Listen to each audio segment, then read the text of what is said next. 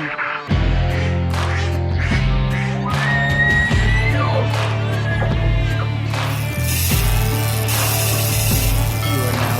to the Outdoor Drive Podcast. Welcome back. Yet another week, another podcast. We are deeper into the rut. This is episode 219. This is your boy East Coast Trev, and I'm joined with my good buddy, Mr. Madman Martic. Yo. What up, buddy? What is up? I mean, I thought the other guys were going to jump on, but you know what? I'll just call them out. A bunch of piasses. I almost didn't jump on. No? I'm wore out, bro. Yeah. I'm like a rutted out buck right now. Yeah, I guess. Well, putting in them all day sits. It's that time of year, bro. I mean, what do you mean? Yeah. I was thinking about that on stand today. You know, this is the time of year when, you know, bucks have one thing on mind, and Right. they don't sleep, they don't eat, they don't do anything, and they only have one thing on their mind. That's all they think about, right? And then I thought, we aren't really much different, right? Like, No. we don't eat, we don't sleep, we have one thing on our mind this time of year, and we're kind of equal when it comes to that, you know? It's so true, and it's funny. It's like you constantly are just like, you know, laying in bed, and you're just thinking, well, you know, like, is that buck going to come through, you know, or you wake up. Every morning I wake up just to look at my notifications to see which trail camera went off. Like, and I don't have very many trail cameras out, but now that I have 2 bucks that are acquired, like, constantly looking at that camera, like, is he still alive? Did he make it the night? Like, oh man, did he do it from yesterday? What's going on? Did he leave? You know, it's like, it's one of those things. Like, I know it's just, I don't know. We might as well just dive right into it. We'll get through the sponsors and stuff, because there's a lot of stuff that's like, what? Not even to mention, like, trying to hold a normal conversation with somebody that's the conversation isn't related to hunting, because you're just in a trance. It's just like you're there, but you're not there. Like, I'm listening, but my mind is on other things right now, you know? The craziest thing is, like, so right now I'm working 3 days a week in the slaughterhouse just in the off season, and having these 2 days. So this is my first week of working there. And, like, dude, I'm dying. Like, I'm like, dude, I cannot be here. It is the teens of November, and I'm stuck here working. And then they ask if I could work on Friday, and, like, I had absolute plans to working. But then, I mean, I'll go into, like, you know, we'll put all the laundry out there. It's like my truck broke, so now I'm like, oh shit, I don't know if I'm gonna even be able to go hunting because my truck's at the dealership getting worked on. Like, it's just a nightmare, dude, and I'm just dying. And I'm like, it's the teens of November, and not even that, but like, and we'll talk about this throughout the podcast, because this is the rut report of New England. So like, we've had a ton of really good sits, and you know, like, I shot at a really good buck and missed, and then seen him again, and I'll go into those stories. And then I did have a mercy kill. That was kind of cool and fun. We didn't talk about that yet.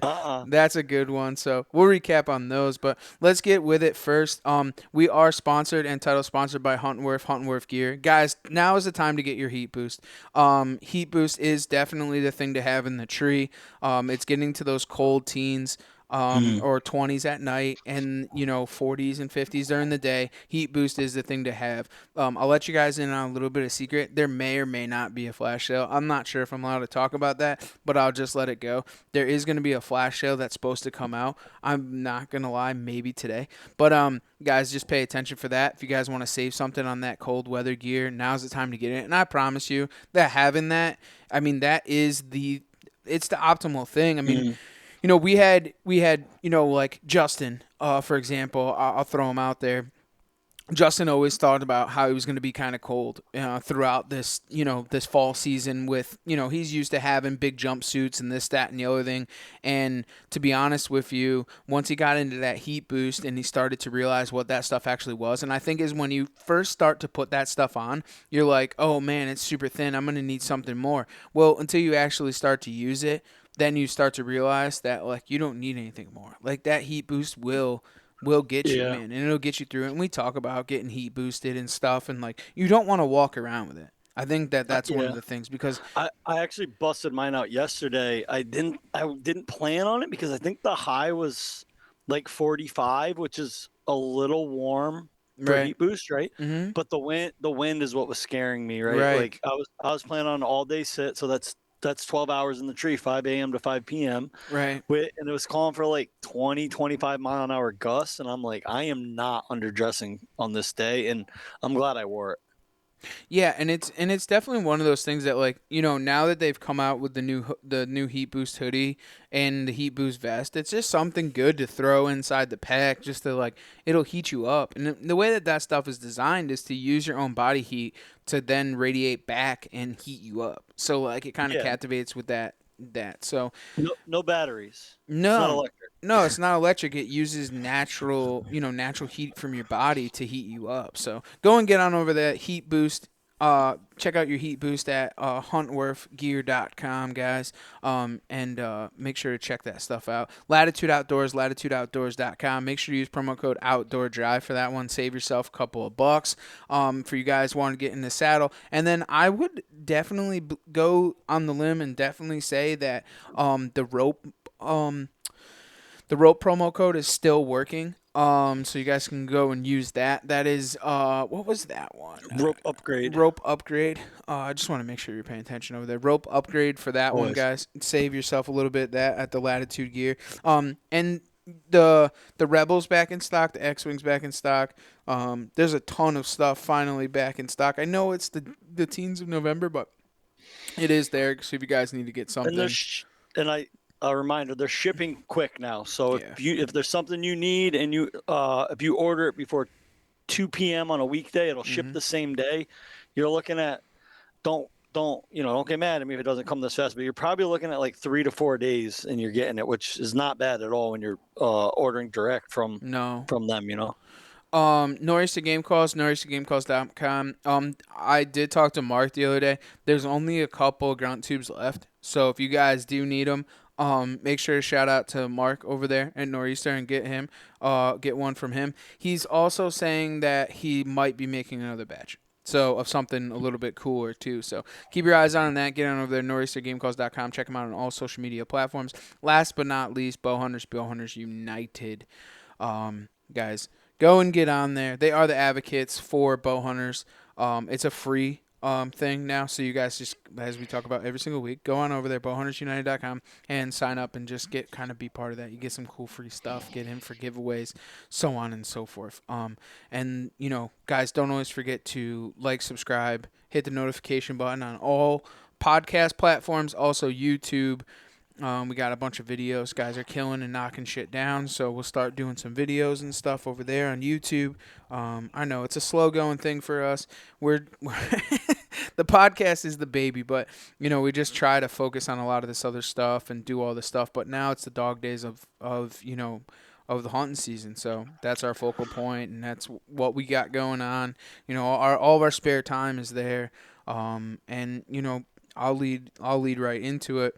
This podcast is just me and Steve because it is those dog. I'm pumped. Before you say that, can we just officially say that I'm the guest today? No, because all of our guests are killing shit right now. Yeah. Chris just killed a slammer. Yep, Chris did. Nakai, Congratulations. Everybody that's been a guest recently has killed in the last couple of weeks. So I'm calling it right now. I am the guest on tonight's show because I want that luck to rub off on me. No, I'm the guest. I'll argue with you. You gotta I'm work. The guest. You gotta work. Don't worry about it. No, I'll be there vacation. Saturday and I'll be out Sunday morning, Friday night. What are you gonna do? Take the e-bike? You're gonna take the e-bike your hunting spot? I'm gonna have when to. Your truck's in the shop. I'm gonna have to. I called my dad and asked if I could borrow the pickup truck just so I can get out hunting. You might want to wear the heat boost for that ride on the e-bike. Actually, my bike's broken. Holy shit. A couple of teeth are broken. I'm so unprepared, but I've had probably one of the best seasons so far as being home and not traveling. I guess it sucks because normally I got a bunch of friends that are away. Eric Porter he just killed one. He's in Ohio right now.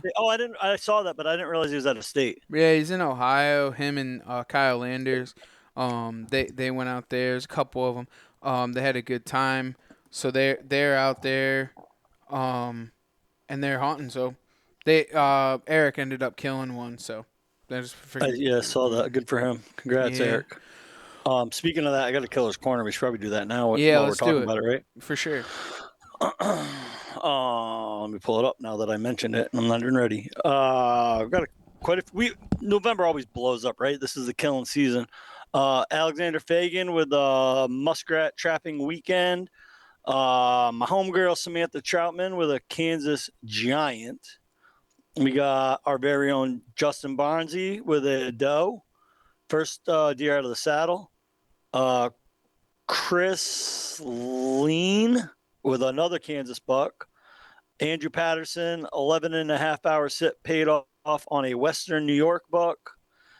Kenny Koslet's oldest son, Waylon, with his first deer.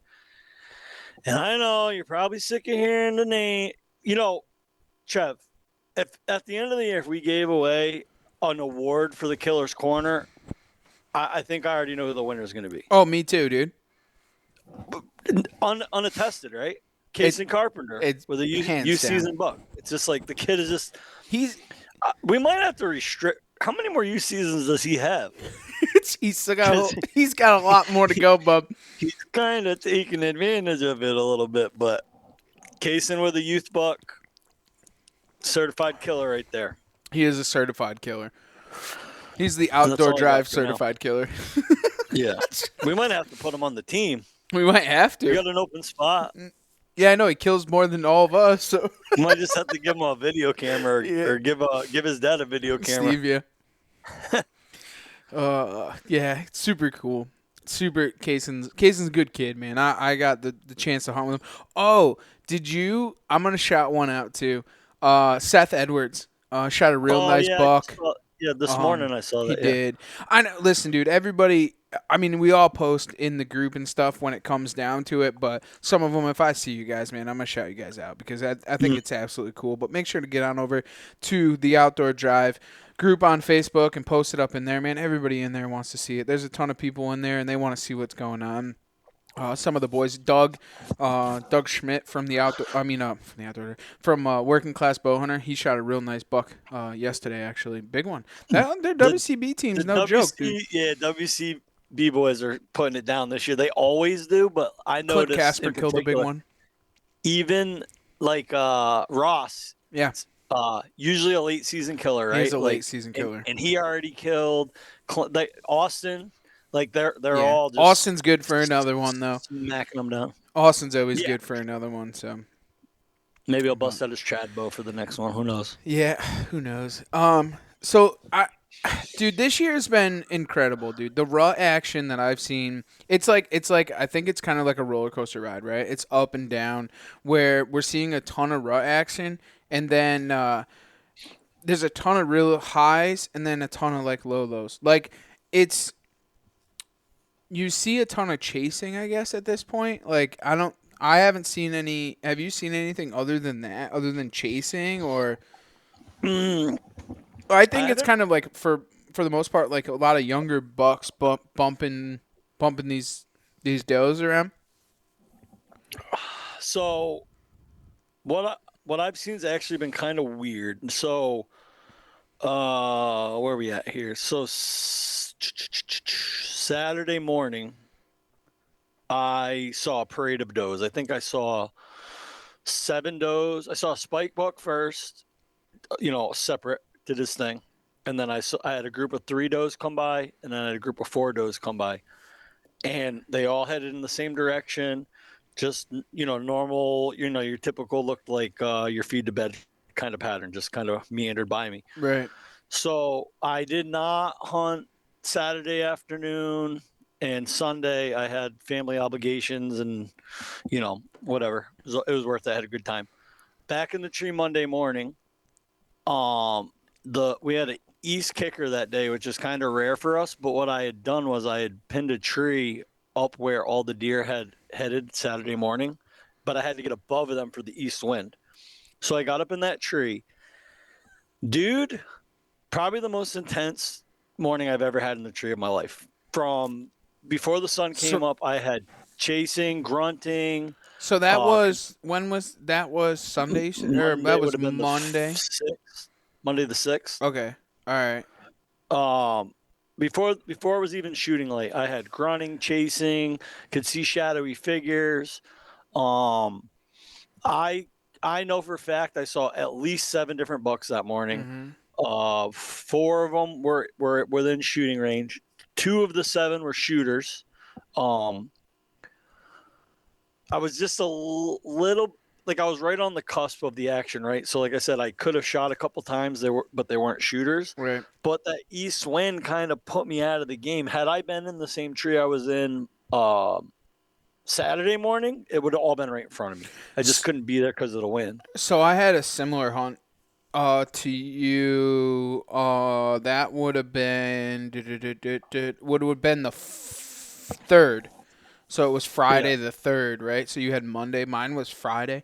And it was similar to that where it was a ton of deer. Like a ton. I've never had a sit like that. Like a ton.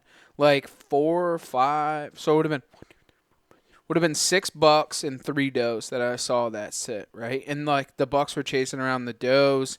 And just to bring it back, so I had shot and missed a deer on the 2nd.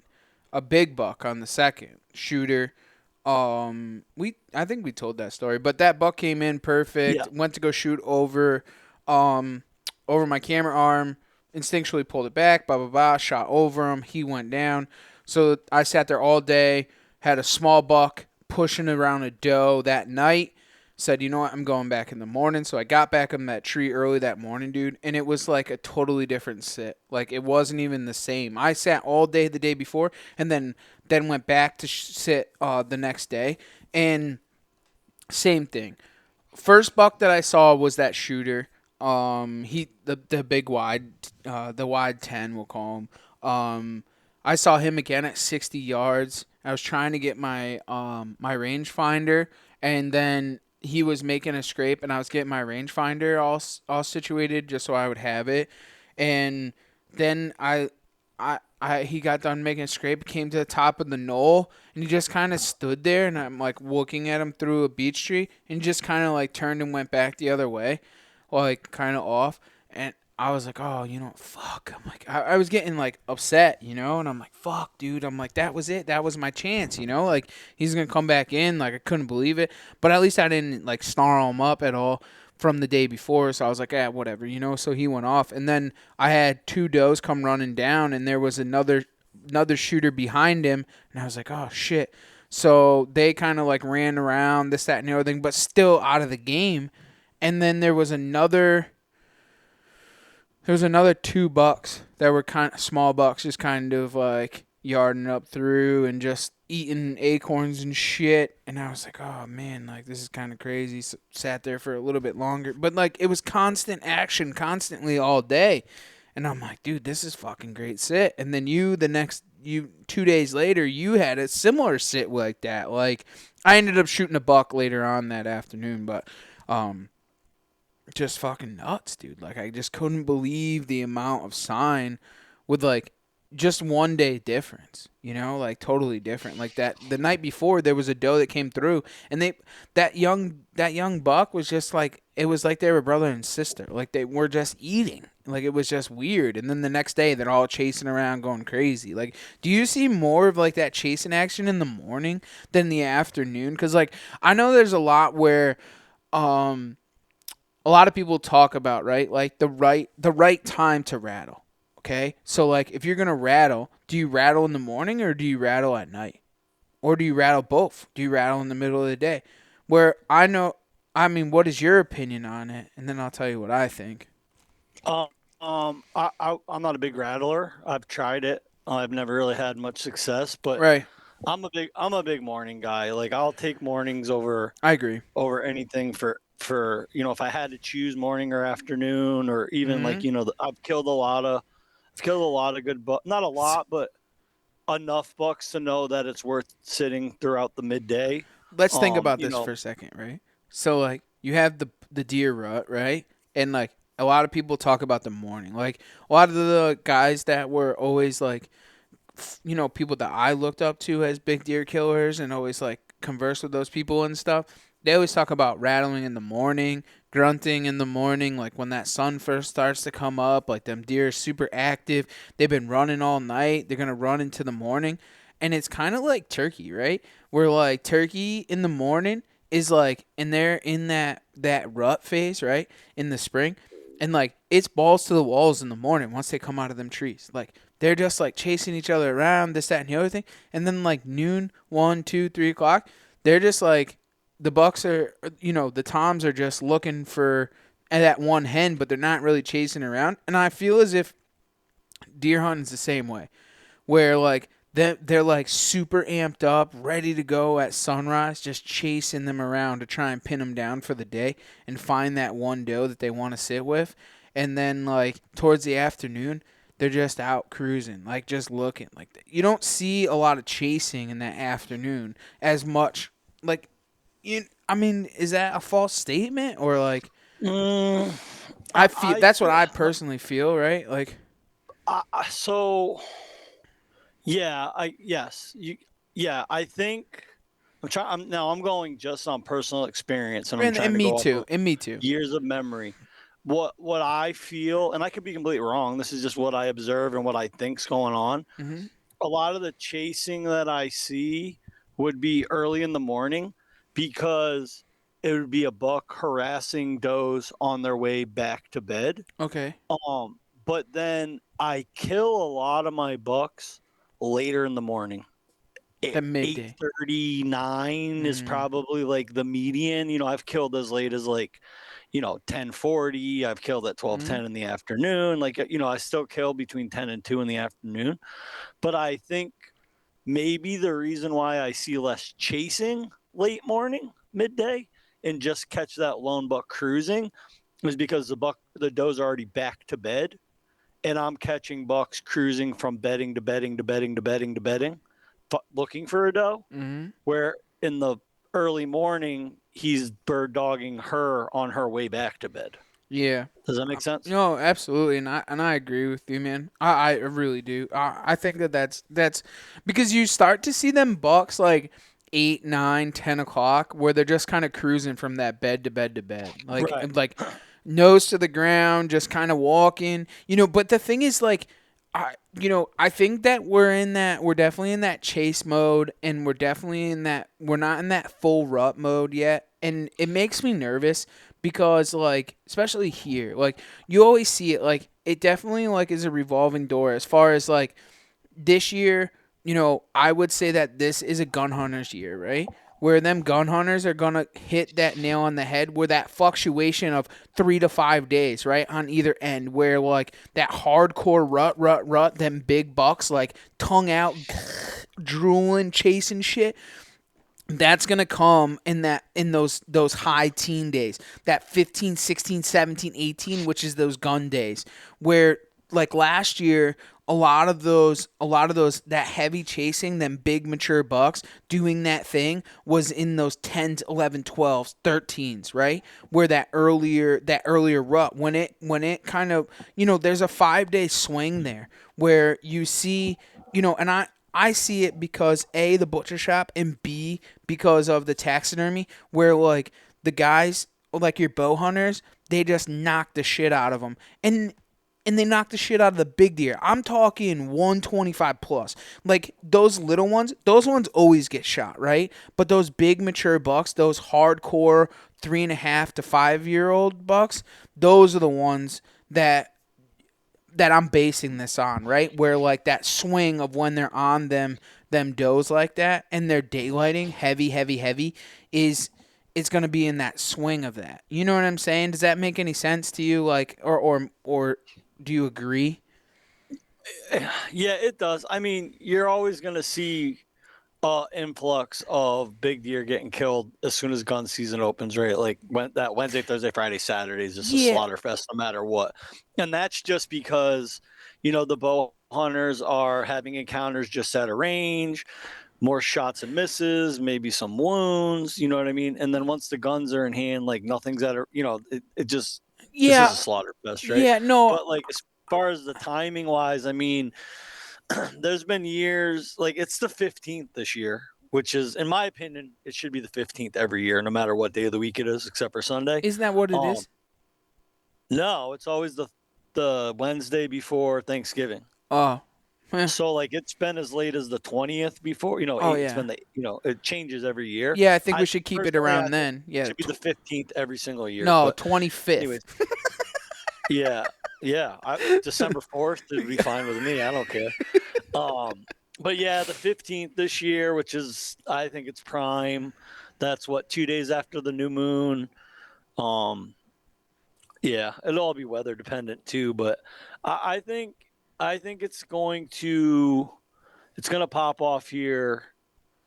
When's this coming out? Friday the 10th. Yeah, Tomorrow. Saturday. Saturday's Veterans Day. That's always a magical day. 11's And a then good. and then yeah, 12, 13, 14. It's gonna I don't like to use the term. It seems very cliche, and I feel like people say it all the time when they're not seeing shit, and they go, "Oh, it's lockdown. They're in lockdown, Yeah. right?" And I don't know how I feel about it. I don't have enough of an opinion to throw it around, but from what I've seen, But so Monday was the 6th. We're recording on the 9th. So what I've seen since that magic day I had on the 6th, I did an all day sit. I've seen deer every sit. The does are acting like does. They are mhm. looking like your normal S- early season does, just like they're so coming out of bed and they're. are those are the young of the year? Are they still with the mama deer? All right, so I did see. I've seen a couple spike bucks. They're kind of just hanging out, right? They're meandering around, but they're not really acting too crazy. I did see one young of the year doe, Skippy, whatever, maybe a button buck, I don't know what it was. Kind of came out of bedding by itself, kind of acting a little confused, which got me thinking that maybe mom is with a buck. Was the hot It, doe? Yeah. right. Because from what I understand, and I could be making this up, but once that buck finds that doe that's going to be hot, she's not going to let that young Skippy near her, and he's going to kind of take her off and keep the kids away, right? Um, so I thought That's my maybe whole that, but understanding. right. But I have like tonight I saw a big mature doe with two Skippies. They walked right under me. I mean, maybe 10 feet. I mean, right underneath me.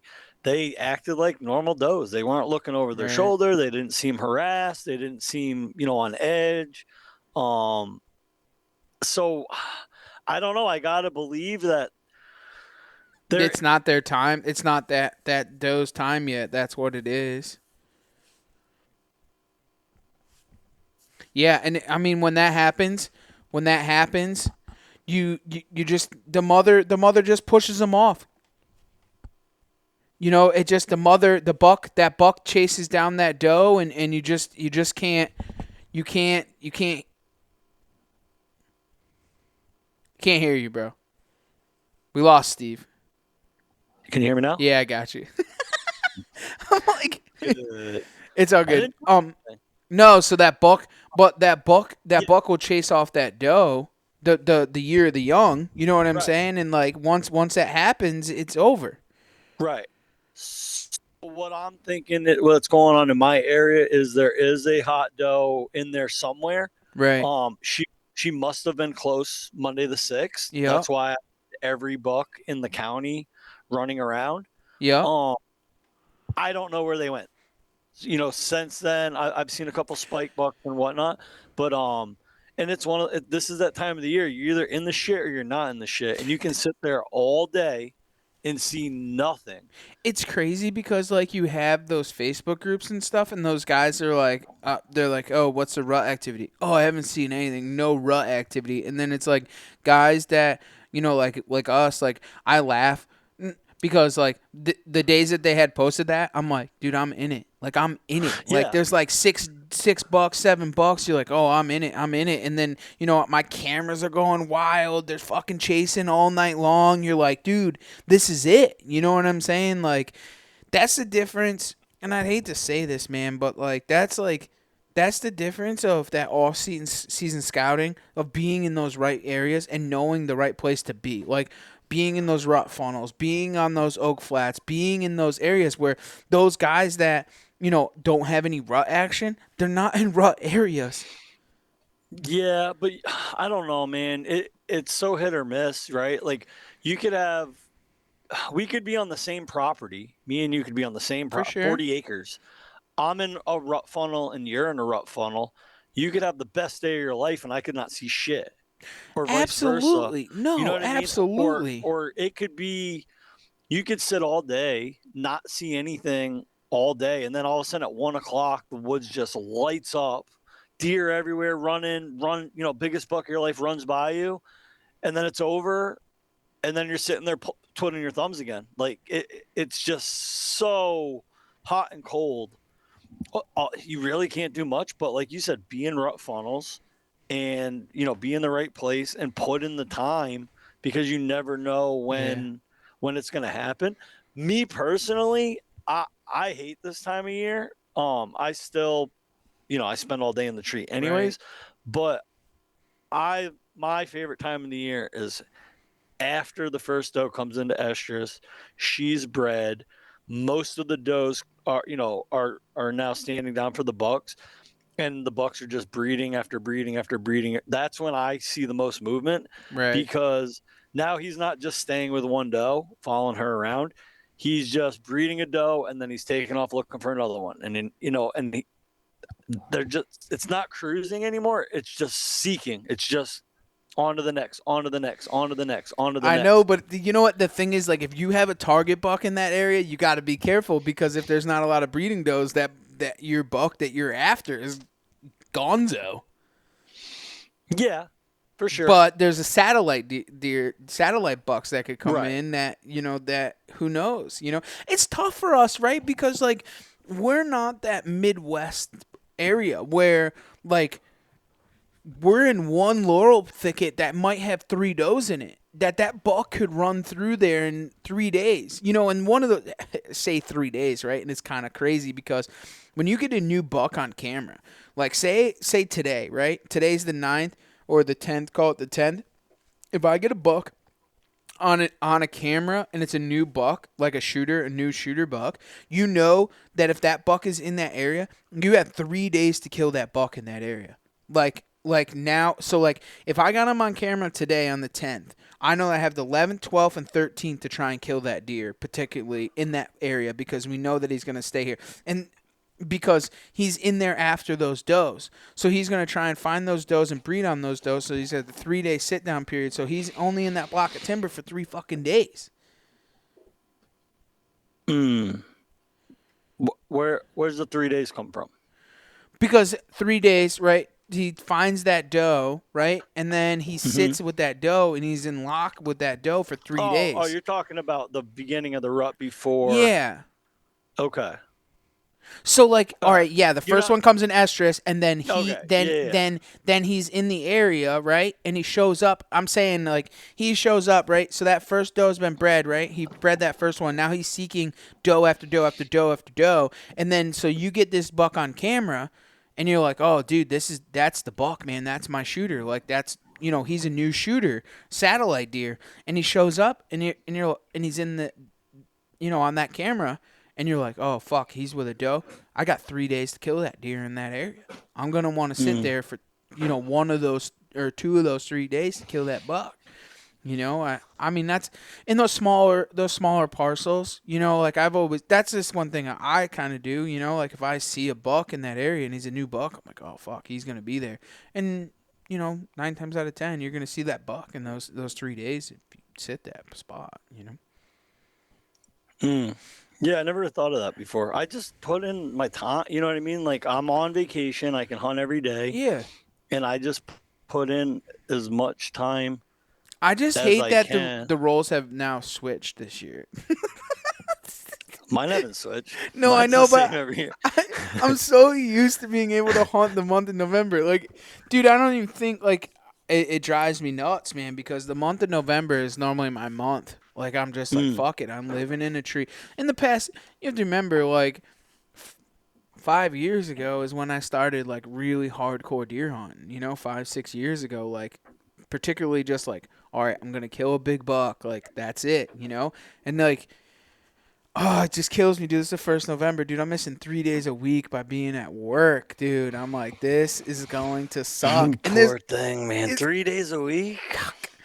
Yeah, bro, and it hurts because it's like I have a target deer now. Like, I have 2 target deer, and like I'm like, they're like we were talking about earlier, like before we hit the record button, like on the phone, like I knew I set up in one area hardcore this year because I knew that I was gonna have an interaction with a mature buck in this one bedding area that I hunt. And like sure than shit, yesterday my camera went off. 2 giants were walking through there all day long. I'm talking from 8 in the morning till 4:30 in the afternoon, dude. They fucking showed up 10 different times, 2 different bucks.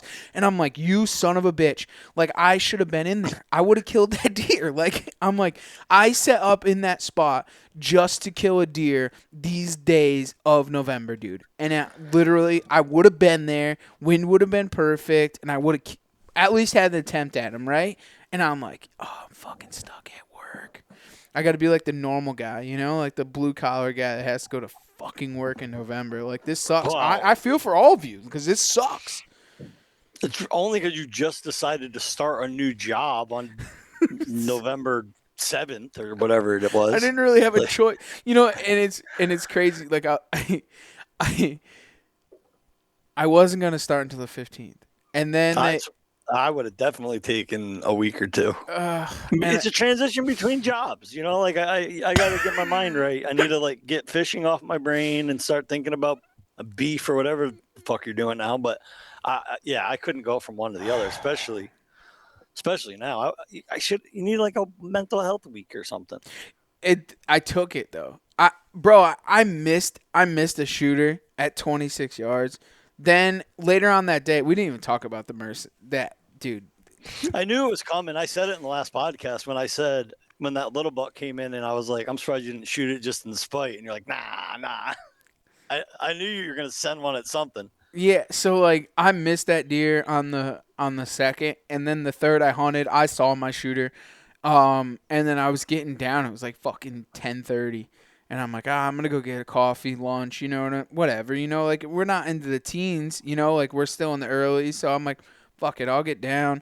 I'm going to go get some lunch and a coffee and I'll come back. And I'm getting down. I had just had my platform and it was a wind switch actually. I was going to get down and get a coffee and lunch, but it was a wind switch. So I was going to move to another spot. And so I had gotten my platform off, started taking down my sticks and clipping them onto my saddle. I get down to my second latitude carbon stick, and I look up, bro, and there's a buck. And he's just like nose down, and he's just like S-ing. He's coming through this flat, and he's just S-ing through. He's just walking back and forth. And then there's another one, back and forth. So now there's 2 of them, and they're just walking back and forth up this flat right to me. And they're just coming back and forth. And I seen one side, like there was 4 points on one side, good little buck. I knew it was no giant, but like it was a nice little 2-year-old, 3-year-old. And it had, nice little 8-pointer, cool little buck, basket rack. Little Louis special? Yeah, little Louis special, dude. 2.5-year-old. I was like, I couldn't let him be the only one shooting 2.5-year-olds. I was just gonna have to send it. So I saw this buck coming up, and now mind you, my bow's on the ground, no release, no arrows, no nothing. And this deer's at like 40, dude. And I'm like, well, if he's gonna keep coming, I'm gonna give it to him. So I'm like. And I thought he was a little bigger than he actually was. I'm not gonna lie. So I pulled up my bow, and I got my bow and I put it across my my linesman, and I pull out an arrow, and I pull out my release. I put my release on my hand. I put an arrow in. And he's still coming, dude. He's like 30, and he's coming right up the trail. There's a scrape at 18 yards. I know exactly where he's coming. So he comes up. And he goes like right at the scrape, and he hits the scrape. And it keeps coming right to me, dude. There's a break in the wall right to my right-hand side. It's like a lower part. I didn't realize that the deer were actually using that right there, which is underneath where I am. And they go right there, and then they hop over, and they go up. And then there's another break in the wall. So there's 2 breaks in the wall. So they either, it's like Y's, and they split to go in the break, or they go into the lower part. So this buck starts coming up, dude, the 2 of them. The first one was close as fuck. I'm talking close. Like I could have spit on him. And then the second one was behind him. So he's coming. He's got his nose down. And you know how like they come and they put their nose down and then they stand up and they look around for a second. Then they put their nose back down. So at this point, both of them down, full draw. Fuck him. So I'm full draw and I'm waiting. Here he comes. He got to about 10 yards, bro. And he looks up. And he's looking to go. Still no idea I'm there. I'm sitting there in the bridge, dude. I'm just stepping on the thing. I'm probably my feet are at like 6 feet, like literally. I mean maybe. So he goes and he looks up, dude, and I'm like, turn broadside, you motherfucker. Turn broadside. He wouldn't turn broadside. He goes to go take another step, dude. I put it right in the vital V. Whack, bro. When that thing took off, I could not believe the blood. Like, literally, dude, every time that thing went to go move, like, as soon as I hit it, it looked like somebody took a water balloon inside of his chest cavity, and it just blew up, and it was red. And the thing is just spewing out. So, like, and I could see the blood trail. Mind you, it's only 10 yards in front of me, and it starts to run away from me, and this thing goes on this fucking tangent right down the hill, and he's just flying, dude. It's fast. I've never seen a deer run this fast. Straight full tilt, dude. Like, and he's running, and I look on the ground, and there's like maybe 24 inches of just blood splatter, and then it would stop, and then 24 inches, and it was just this like paint stream down the whole thing, and you could look right down the hill and you could see exactly where he ran. It was just this red fucking velvet carpeting all the way till he went. He went like 40 yards and dumped down. He was down in this canyon, bro. He went down this hill. I was so pissed. I'm like, fuck. And the thing is, I didn't want to gut him there because there's a couple big bucks in there, you know. So I'm like, fuck. I gotta drag this thing out on my own. And I'm like, I can't call. Who am I going to call? So I called my dad. My dad's useless. Like, there's no way. He is the Marlboro man. Like, smokes 2 packs of cigarettes. He is not coming to help me drag. I'm almost a mile back at this point. And I'm like, you know what? Screw it. I said, I'm going to take this thing. I'll drag it back up. And I talked to you, and you're like, dude, just go 100, 200 yards away from where you're hunting off that flat and just gut it. And then just drag it out. So I did that, but I had to bring up this canyon, went over the flat where I was hunting, and then got it down by this creek, and I gutted it out. But getting there was a nightmare, like absolute nightmare. And I was like, all right, do I walk back, go grab my sled at the house, and then come back? And I'm like, nah, I got this. So I'm in my I had heat boost pants on, heat boost jacket at this point. It was cold morning. It was like 29 degrees, 27, 28, 29 degrees. So I have heat boost pants on. So I took my heat boost pants off. So I'm just in my underlayers, right? The heat boost underlayers. And then I got the top. And I just literally took my jacket, pants, rolled it all up, fucking put it all on there. And then I took my my bow. I strapped that right to my hickory pack, dude. All my stuff in my pack. Grabbed my Latitude bridge, and I just tied it around its antlers, and I just started trucking, dude. Like, I would go, like, 10 yards, stop. 10 yards, stop. 10 yards. It probably took me an hour and a half to get out of there, dude. It was miserable. You don't realize how many down trees there are in a certain span until you have to try and drag a deer out. And you're like, oh, my God, I don't remember there being this many down trees. And it's miserable, bro. But it was worth every second of it, bro. I mean, I found an antler on the way out, so I got a participation trophy too for being hard ass and dragging this thing out. Like, just sucked, dude. I'm like, whatever happened in like the camaraderie of calling everybody to come and help me, like shooting them in the middle of the day is not that cool. I know, but like shooting them in the middle of the day is not as cool. Like I need to like shoot them at night, so when everybody can come and help and hang out and see everything. But it was fun, dude. It was cool. I had a blast, but I then remembered why I should definitely not shoot a smaller buck that I'm not after. Yeah, if you shot a giant, everybody would want to come see it and help you, but nobody wants to come help with a 2-year-old. They're like, fuck you, dude. You can get it yourself. You get for shooting it. Trev, you shot 15 8-pointers that were 2.5 years old. Nobody cares anymore. Nobody cares. Nobody cares, dude. You know what's funny that you just reminded me of? The whole not gutting it in front of your stand. Mm. I it doesn't really matter, right? Like I've definitely done it before. I can think of two incidents off the top of my head. One of them I was very young, like I was still hunting with my dad, like Mm-hmm. side by Full side. time, He right? was Yeah. hunting. I was just tagging along. My grandpa shot a buck. It was opening day of rifle season. Shot a buck. We went over there. We gutted it right there. Grandpa went home. I got on that stand that night Mm-hmm. and by myself, and a buck came right into that gut pile. I shot and missed it with like actually my turkey gun that I'm using now, that Yeah. Youth Model 20. I was using that with just a bead on it and a slug, and I missed that buck over a gut pile from the morning before. And then another time, 2019, I shot my target buck. It was my target buck, right? That's the one I'm after. So I didn't care. I gutted it like 20 yards from my tree stand. And the next day, my dad came up to hunt. So I put him on one of my other stands, and I sat on the same stand I killed on the morning before. And I had two does come over and start licking the gut pile. Yeah. There's So so it I doesn't feel as affect if that it, right? But I think it's just when you still have a target buck in the area, I think it's just like a mental thing. Like you don't want to go sit over a gut pile, right? Like I think honestly is that those deer have dealt with death their entire lives. From the right, minute they were born to the minute they die, they have just dealt with death, and it's just something that's just normal, right? right, Like shit happens. It is what it is. We're out here. You know what I'm saying? Like, do I think it stirs it up? Yeah, because like, dude, like I had to drag the deer across that entire flat, like that.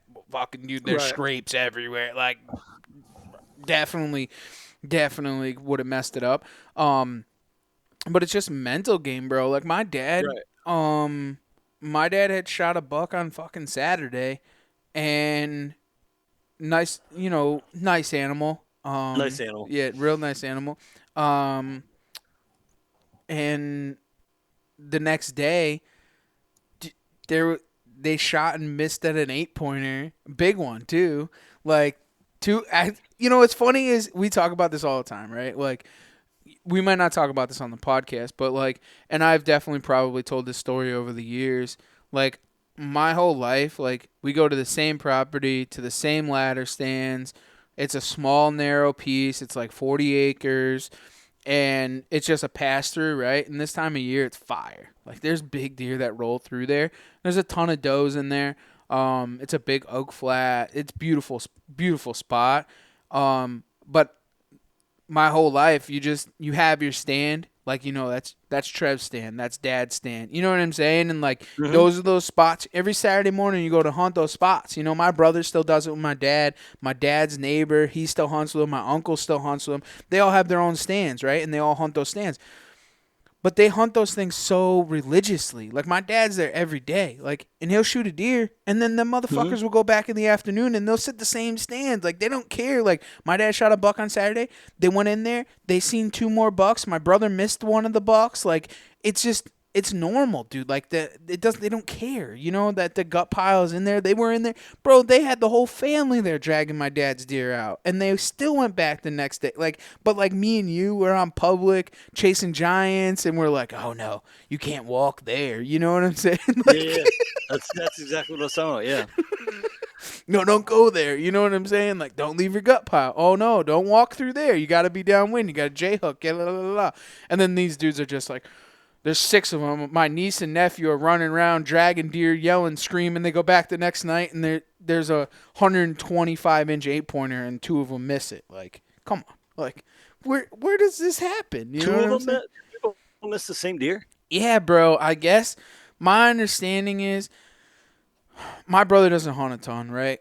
Right. My brother doesn't hunt a lot. Like, they're just like, they just like going. They just have Right. fun, like normal deer camp up north type shit. Like, they'll all hang out at my dad's house, smoke cigarettes, fucking drink coffee all day, hang out, and then they'll go back in the afternoon.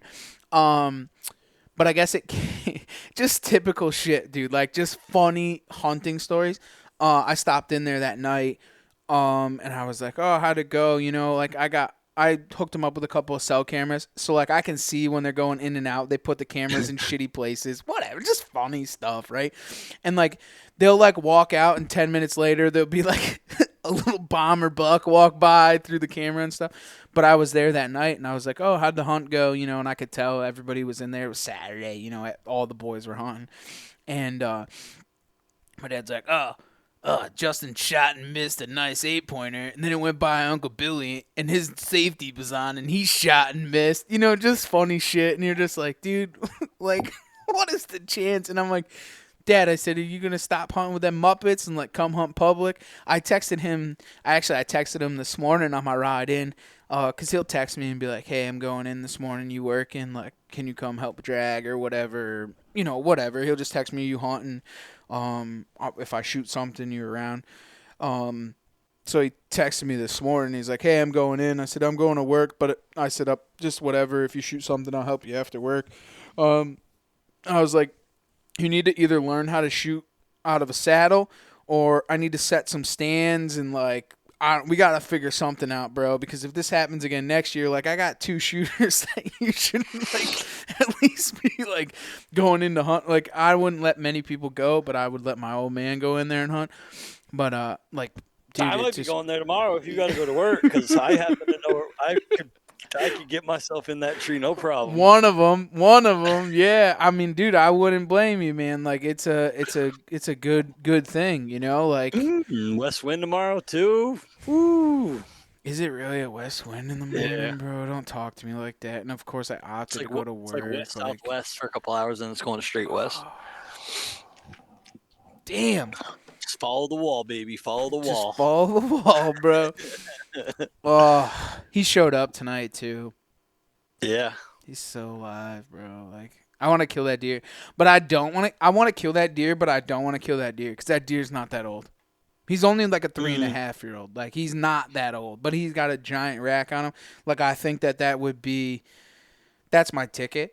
I think for a big public land buck. Like he's a big public land buck right now, but like if he doesn't get shot this year, he's gonna be even bigger next year. He's gonna be a monster. And where he is, he's safe. That's the worst thing that bothers me. You know, like, do I pass that deer?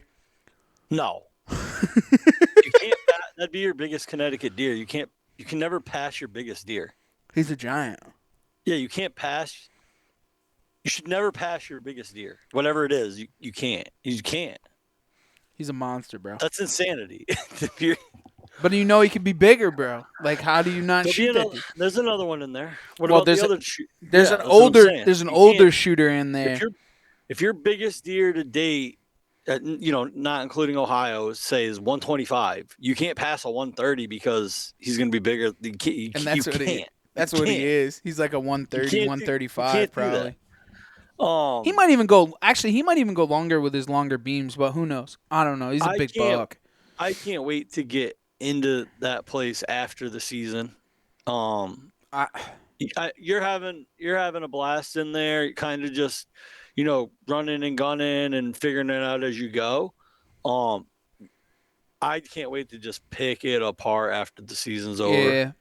So one of my big things with that property is going to be, like, and I'm excited about it, bro. Like, I'm truly excited. Like, that property, I've had a lot of fun in there. Like, I've been on deer every single sit from the second that I went in there, found a ton of real good sign, a lot of frontal pressure, like, early. And I think that, like, we were talking about putting it in that second layer, but I think, like, a lot of the fun for me, with it being the block of woods that it is, like, being able to go in there in the first snow with a muzzleloader and just walk. Like, hey, whatever happens, happens. You know what I'm saying? Like, that's the spot to do that because it's big land. Like, I'll wake up in the morning and I know snow's going to come. I'm going to get over there at 7, 8 o'clock in the morning, bro, and just get to walking. Like, find that sign and just walk. Like, that's a killer spot. And there's a lot of big bucks in there. Like, dude, that first night that I put a camera in that spot and I pissed in that scrape that I found on that flat and, like, had six or 7 bucks in there, 3 shooters overnight alone, like, and then to go in there and see those deer that are in there, like, and the chasing and the does and I mean, it's phenomenal. Like, I couldn't imagine finding that spot in like September, and like what that spot could potentially would have been like to shoot like a real nice buck early season. And I think the more that you dissect something like that, there, like you could potentially be on one of those big shooters early season in that block of timber. Like, that's my personal opinion. I'd be curious, and there's no way to ever know for sure, but I'm curious to know if what of those bucks, which one of them were the ones that you were hunting early season in the first spot that, and obviously there's other people hunting that area too, right? If you're on any of those bucks and didn't know it in the first spot, and then the pressure pushed them back into that second layer, and you basically relocated them because you wouldn't know because you weren't running cameras or whatever. But I'm curious if how hot that spot was had you have found it in September, or if it heated up in October So from pressure. I mean, I don't know. Like, I can't say for sure. I don't know, because it's kind of crazy, because the first spot that I ended up finding with all those early season rubs and scrapes, like, I have cameras there, and like nothing of the quality that I thought would have made the sign that made it showed up on camera. Like, there's no buck I can honestly say that showed up that's made that his home originally. Oh my god, the camera just went off. Let me know if I'm going there. Am I going there in the morning or what? That's the second doe that showed up on the. Oh no, that's a small buck. Another buck showed up there. So there was a doe that showed up on that scrape at 6 p.m. and then another small buck just showed up there. That place is gonna light up. So what happened was earlier today at 4:50. The shooter showed up. The wide 10 showed up, and then a doe showed up at 6 o'clock, and then now there's a small buck dripping around in there. So that place is about to be fire, in my opinion. So nothing worth me going there in the morning. Yeah, the shooter was there at 4:50, dude. 4:50 tonight? Yeah. The wide 10 was there. If you shoot that deer, bro, I'll never talk to you again. I'm just letting you know. How'd you find that spot, Trev? It doesn't matter, asshole. No, but I just we'll get back to the rut thing. I just think, just to kind of conclude everything, I think that the rut is, a couple more days, man, where it's going to be that full-fledged, wide open rut hunt, and the boys. Justin, Seth actually missed a real nice buck. He hit a nice buck last night. Couldn't find it. Lou shot a Lou buck, his third Lou buck of the year. Great buck. Nice job, Lou. And then Justin's been on some real good stuff. He shot a real nice nanny doe the other day. Just waiting for that right shooter to come in and do the right thing. So all the boys are in on him. It's just a matter of fact of just getting on him and doing the right thing. I mean, I'm upset for Seth. Seth's super upset. The rain kind of fucked him up this morning and kind of That was a shitty situation. I'm blaming Lou for that too, because he would have been there earlier before the rain. But whatever. If Lou didn't shoot a Lou buck, then he would have definitely Yeah. But where's whatever. Lou? Hashtag where's Lou, right? But no, I mean, do you got any some sound advice for anybody just kind of going into the next couple of days or the next week or so as far as the rut goes, and maybe something to put them on something? Well, yeah, get in a tree and stay in a tree as much as you possibly can, man. Like, it's just that time of the year where it can literally happen at any second. And like even this morning, man, I did an all day sit yesterday from 5 a.m. to 5 p.m. and I was pretty worn out last night. And like I said, lack of sleep, lack of food, like you start getting grumpy. And I overslept a little bit this morning, not drastically. Right. I was able to get to the tree I wanted to be in this morning. Hung on the platform, bow pulled up on the hanger with an arrow nock right at legal light, which is super late for me, right? But the point of the story is, like, when I got out of bed a little late, like, it was so easy for me to be like, fuck this. Like, I'm not going this morning. I'm taking the day off. But like It doesn't matter. Like if you have a window to get in the woods, get in the woods because it can happen at any second this time of year, you know? One of the things that I could say, man, is like following along on what Steve's got to say as far as like just be in the tree, man, and spend more time in the woods. Anything could potentially happen no matter what. You never know when that next second is it's gonna be that Yeah. second. But also like if say you're sitting in said stand and like you're seeing that stuff at 60, 80, 100 yards away, man, don't be afraid to get down and move over if you're mobile. Like, Mhm. if you particularly are constantly seeing certain running or chasing in one area, like don't be afraid to scooch up forward. Like don't wait till the next day. Like go down and get Yeah. up in there. Like don't be afraid. Like it's that time of year to be aggressive. Be aggressive. Put yourself in those bedding areas. Put yourself in positions that you would never put yourself into in the beginning of the season. Like, push those limits. Like, those deer right now are so dumb and so stupid and going to do crazy things. Like, the smartest thing that you got to, that you have to contend with is those nanny does. But, like, for the majority of it, man, like, them bucks are stupid and dumb. And now's the time to get aggressive and put yourself in those positions no matter what. And just be there and just put in the heart and soul now because now is when you're going to make the effects for later. It's a difference. Like, I was always more of a conservative style hunter and like now being like more aggressive and putting yourself in those predicaments where like, bro, like putting yourselves on, those areas where you might not put yourself. I might not put myself there in the teens of October, but I'm definitely putting myself there in the Right. teens in November. Yeah. Like I might be a little bit strung back and been like, off that bedding by 200 yards in October, but I'm gonna be 20 yards off of it in November. Like it just, fuck it. Like what do you got to lose, man? Like what is there to lose? Nothing. Nothing. Like just Yeah. be aggressive. I guess would be my biggest thing.